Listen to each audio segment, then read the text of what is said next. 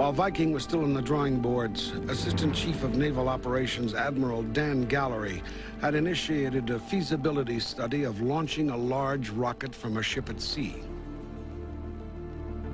The project was called Operation Sandy, and at the time, the only rocket available was the V-2.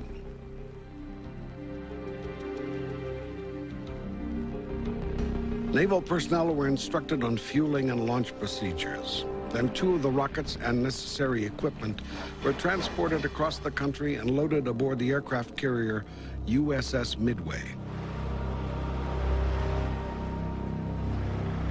The largest carrier in the Navy, Midway was selected for her steadiness in the water and armored steel flight deck. She represented the ideal launch platform. It was a high-profile, VIP-laden event. Admiral Gallery was a vocal advocate for long-range missiles.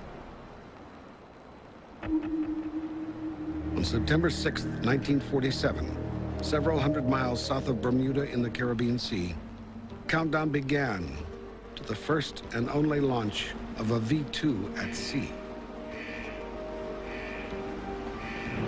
Something like that had never been done before. I was on the island of the Midway, and the V-2 started coming toward the island. And all of us on the island raced over to the other side.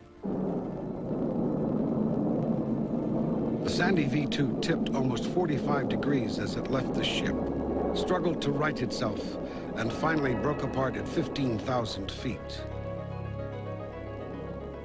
Admiral Gallery was very discouraged.